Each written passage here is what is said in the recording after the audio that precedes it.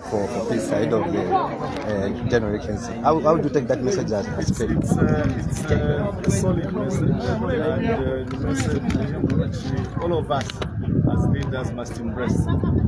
We must embrace peace, we must embrace unity, and we must embrace sincerity. So as we go towards the pause for the 2026 13th August general elections, we need to be listening to the messages coming from the church. You know, the church, as we all know, is a unifier.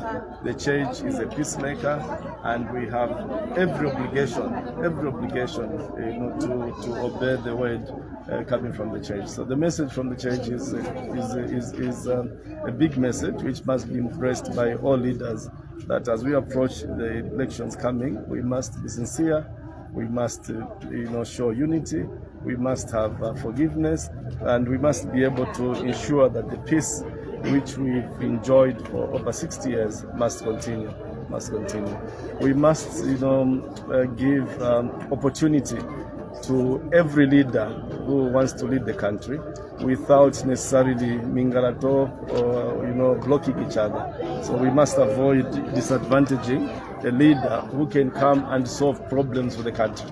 So the processes must be made. The processes must be made easy for any leader who wants to aspire to these levels to be able to, contest. Let the people of Zambia be the ones to decide. The will of the people decide who gets what number of votes and who wins the election, and not necessarily knocking out people by technicalities or by making eligibility criteria, so complicated and bound to disadvantage others.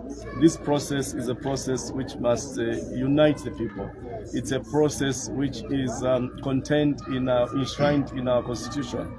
It's a process which unifies us every 5 years. So every 5 years in the history of this country, the people of Zambia go to the polls, and the people of Zambia must be given an opportunity to choose a leader of their choice, and not be given a scenario of technicalities barring others from contesting. I thank you.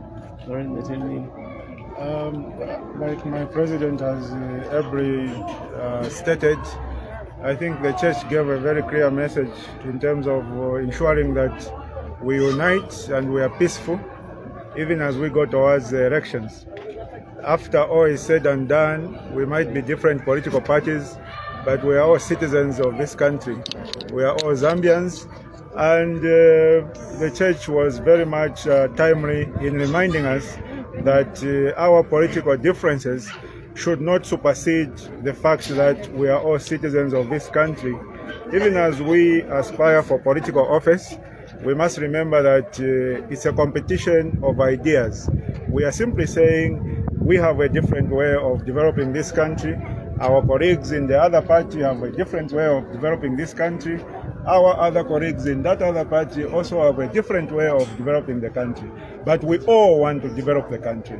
So the fact that we have different ideas of developing the country should not create conflict among us, because we all want what is good for this country. We all want to see our people prosper and ensure that they are happy, there is no poverty, and each one of us is able to smile. So the message from the church was very timely, and we wish to thank the leadership of the church for inviting us to come over to pray with the congregation. We are very thankful, and I just want to say that do not be surprised if we show up next weekend again, because it was a very wonderful service. Thank you. Yes, thank you.